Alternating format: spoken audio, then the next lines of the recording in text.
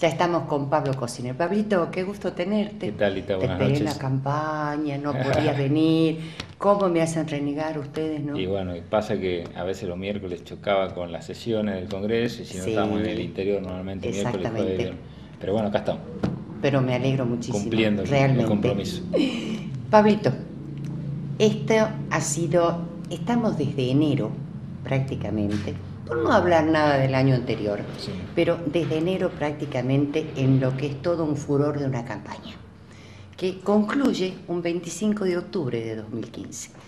Pero ya venimos con todo esto, con una oposición que cada vez se pone más densa en sus argumentos, con menores posibilidades de poder lograr lo que ellos quisieran lograr y con propuestas que realmente, voy a utilizar una palabrita de Urtubey, no enamora.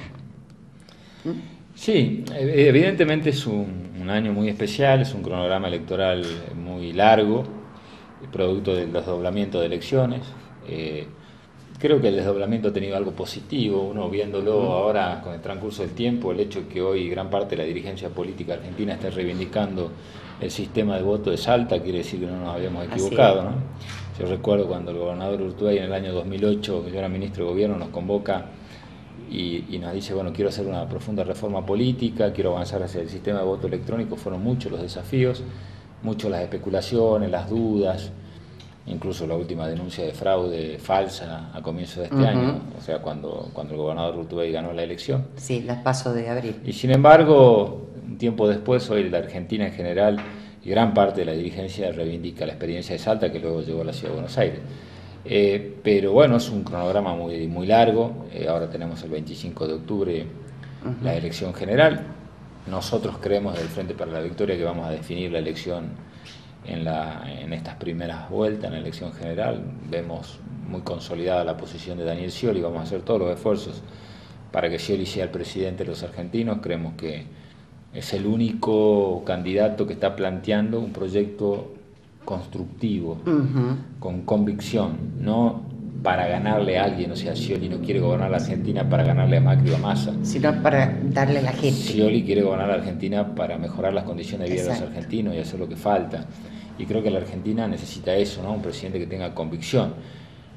Bueno, en eso estamos. Creo que la oposición, tanto Mauricio Macri como Sergio Massa, están diagramando sus posiciones para ganarle al Frente para la Victoria, o para ganarle al peronismo, o para ganarle a Daniel Scioli. Han hecho un pacto de no agresión en el día de hoy, más o menos lo que conocí. ¿Entre ellos? Sí, Ah, bueno, sí. de no Bueno. agredirse entre ellos. Ah, lo otro Ahora le no demos con un importa, caño. sí. Bueno, pero mira, la verdad que para no equivocarse hay que un poquito mirar la historia argentina y todas las construcciones políticas que se hicieron, desde el antiperonismo de la época de Perón y Eva Perón, hasta la complicidad de ciertos sectores políticos, empresariales para derrocar al gobierno peronista, hasta la alianza, fracasaron en la Argentina. O sea, todo lo que se hizo contra un movimiento popular o contra las mayorías populares, Sí, se volvió en contra de los... fracasaron en la Claro. Argentina. Entonces, nosotros nos tiene que dejar muy tranquilo nuestra convicción de qué es lo que queremos hacer como país. Nosotros creemos que sobre la base de lo que hizo Néstor Kirchner y la presidenta hay que avanzar mucho más, que viene la etapa del desarrollo económico integral, que debemos seguir fortaleciendo el mercado interno, que debe seguir siendo la política la que direcciona la economía y no la economía la que direcciona la política. Ese es el gran debate de hoy. Ni los monopolios. Y es la gran diferencia que tenemos con Mauricio Macri. Si la política direcciona la economía, vamos a estar más cerca de gobernar para los que más necesitan. Si la economía dirige a la política, van a gobernar solamente los grupos concentrados del poder para los que más tienen. Exactamente. Esto Vos sabés es que yo hace el mucho gran debate de la Argentina. Así es. Yo hace mucho tiempo, muchísimos años, que siempre vengo diciendo, la política y la economía tienen que ir de la mano, no una encima de la otra, porque si no realmente existe lo que vos estás diciendo. La economía se superpone a la política, o sea, la cabalga a la política, y hay debacles dentro de lo que significan las sociedades en los países. No solamente hablo de Argentina, sino de todos los países. Es que ya lo estamos viviendo, Lita. Si vos ves lo que está pasando en Europa, en donde están gobernando en muchos países de economías centrales, gobiernos de derecha o centro-derecha, donde el manejo de la economía la tiene el libre mercado y determinados grupos de poder tienen las tasas récord de desempleo, tienen su exceso de producción o sobrante de producción, por eso hay que proteger nosotros la industria nacional, porque si no, el exceso de producción por la falta de consumo en Europa hace que quieran ingresar los productos a la Argentina y destruir la economía nacional. Entonces, cuando nosotros decimos que no estamos de acuerdo con Macri, porque Macri habla de una economía totalmente abierta, habla de que el valor del dólar lo tiene que fijar el mercado, y decía Néstor Kirchner de manera contundente, el Estado llega donde no llega el mercado. ¿El mercado a dónde llega? A hacer negocios lo que más tienen. ¿No? Esa famosa teoría del derrame, de la copa, ¿no? Siempre hay que poner la riqueza en los sectores que más tienen para que ellos trabajen y derramen sobre los sectores más populares, pero ese derrame no se da nunca. Se derrama para los propios bolsillos. Y lo que por ahí los economistas ortodoxos no se niegan a hablar es de que atrás de cada número hay seres humanos, hay personas. Cuando uno gobierna en función de las personas, no de los coeficientes económicos. Y creo que este es el debate central de la Argentina, hacia dónde tenemos ahí. Yo lo veo a Daniel Scioli con una posición muy firme de protección de la industria nacional, de protección del consumo interno, de ir al mundo a buscar inversiones, pero no para la bicicleta financiera, no para la especulación, sino para las obras de infraestructura. Él está hablando a través de la Cooperación Andina de Fomento, créditos de más de 4.000 millones para obras de infraestructura muy importantes. Ayer mismo lo ha anunciado de que ya está haciendo contactos con distintos inversores a nivel internacional para que ingresen capitales a la Argentina, pero no para especular, sino para producir. Creo que es la agenda proactiva que plantea el Frente para la Victoria contra una agenda especulativa financiera que representa a Mauricio Macri y otro candidato que no tiene agenda, que es Massa. Exactamente, no tiene ninguna propuesta. Anoche lo veía en C5N y realmente estaba muy enojado con todos. Inclusive hasta atacó verbalmente a un periodista como diciéndole: a vos te han mandado a decirme esto, que tenía que ver con Barrio Nuevo. Y lo que pasa es que tanto Macri como Massa, Lita, ocuparon un lugar central en la agenda de los medios de acuerdo a la conveniencia de algunos medios. Exacto. Si vos haces un poco de memoria, hace 2 años Massa era el político invencible la en Argentina. Claro. Era el nuevo emergente de la política nacional, no había cómo ganarle y Scioli estaba destruido. Cuando realmente vieron que los números no eran así, cambiaron la estrategia, lo abandonaron a Massa y lo colocaron a Macri como la alternativa. Y ahora, como ven que ni Massa ni Macri llegan, está esta idea de sembrar el caos y el temor. Totalmente. O sea, que el emergente de la oposición no sea producto de una propuesta, sino del miedo de los argentinos. Y en esto estamos.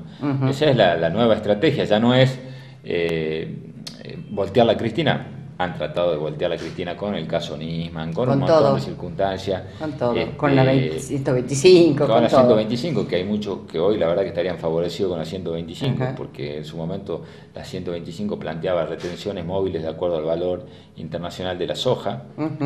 Y bueno, ante la negativa de haberla aceptado, hoy se vive en los momentos que viven, pero otra discusión. Pero bueno, primero atacaron a Cristina, no pudieron con Cristina, atacaron a Scioli, no pudieron con Scioli, trataron de promover a Massa primero, después a Macri, no pudieron instalar, al punto que acaba de cerrar el escrutinio definitivo y son más de 38 puntos de Scioli contra 24 de Macri, son 14 puntos de diferencia. No es un dato menor. No. Y bueno, entonces como no les fue dando el resultado de esa estrategia, ahora es el tema de la instalación del fraude, del miedo. De todo, que vino con todo lo de Tucumán.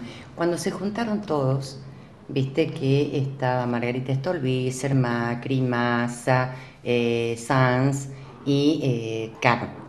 Entonces, para ellos decir todo lo que había pasado en Tucumán, yo los miraba ahí sentado y dije, realmente me hacen acordar a la época en que había televisión en blanco y negro y estaban los 5 grandes del buen humor. Porque realmente era como que me estaban cargando con lo que me estaban diciendo. La verdad que es lamentable porque la impunidad existió, eso es cierto. vos tenías razón cuando repudiaste lo que pasó en Tucumán, en cuanto a que esa violencia no puede generarse nunca más. Y que sabemos perfectamente, porque acá me lo admitió Nani la semana pasada, y tuvieron ellos que salir a admitirlo, eran de la oposición los que quemaron lo de una. Tucumán, Lita, Nadie dice que no eran también los del frente, pero lo de Tucumán, el otro día estaba hablando yo con un colega tuyo de Buenos Aires, es perfectamente posible de resolver. Son 3 ámbitos distintos. Los delitos electorales, o sea, la quema de urnas, deben ir presos. O sea, exacto. Ahora, nadie se levanta un día y dice, estoy aburrido, voy a quemar una urna. Obviamente. Eso Hay una claro. planificación, Por supuesto. hay un autor material y hay autores ideológicos. Entonces la justicia de Tucumán debe determinar no solamente quién quemó las urnas, sino quién las mandó a quemar. Eso es una instancia judicial. Lo político es que si son 40, 45, 50 urnas, tiene que haber elecciones complementarias Obviamente. sobre esa urna. No pueden dejar Así de es. votar Tucumán. Ahora, hay creo que es no llega ni al 1% de las urnas donde hubo problemas. Exacto. O sea, el 99% de los tucumanos votó de manera normal y hay un resultado y hay que aceptarlo. Así es. Entonces, no se puede, cada vez que se pierde una elección, decir que hubo fraude, ¿no? Acá pasó. Sí. Pero aparte, curiosamente, los que hoy a nivel nacional piden la boleta única electrónica son los que denunciaron fraude acá. Sí, sí, sí. Entonces, en Salta, cuando gana Urtubey, denuncian fraude. En Santa Fe, cuando pierde del CEL con el socialismo de Santa Fe, Sí. que es la boleta única papel, denuncian fraude. Y están preparando la misma denuncia en Chaco.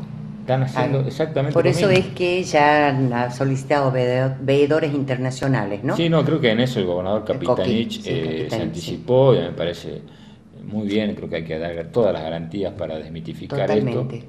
Porque el próximo Y paso, ¿sabes reforzar cuál la es, Lita? seguridad, El sí. próximo paso es centrar la duda en la elección nacional. Totalmente. Si Así el perfil de Daniel Scioli se va profundizando y hay una elección importante que lo lleve con posibilidades de ganar en primera vuelta, van a tratar de instalar el fraude a nivel nacional.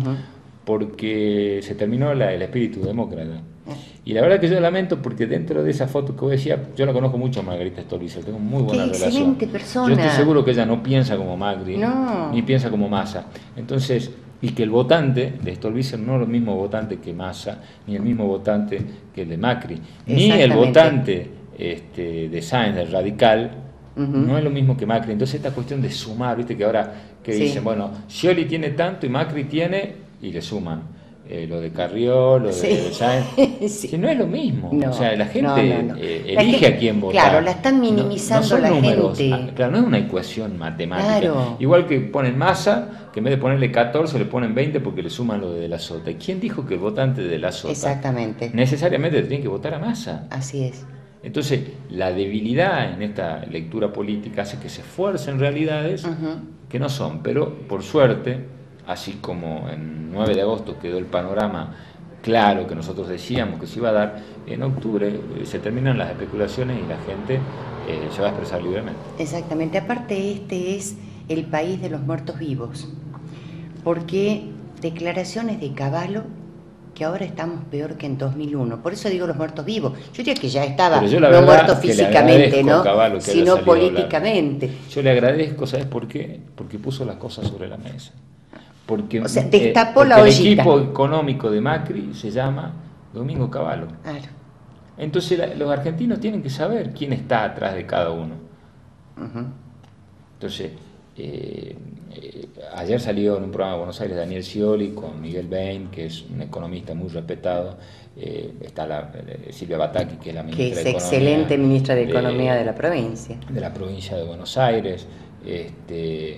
Hay un grupo de economistas que trabajan sobre la potenciación del mercado interno, del desarrollo económico, trabajando con Scioli. Y está el liberalismo ortodoxo de Cavallo, ¿cómo se me pasó el nombre del que iba a ser ministro de Melconian, que es el que dijo de que los fondos buitre eran buenos tipos que querían invertir en la Argentina, y es el mismo que dijo que hay que aplicar un capitalismo ortodoxo y que hay que devaluar sí o sí, y que los empleos públicos en la Argentina deben saber que va a haber un ajuste.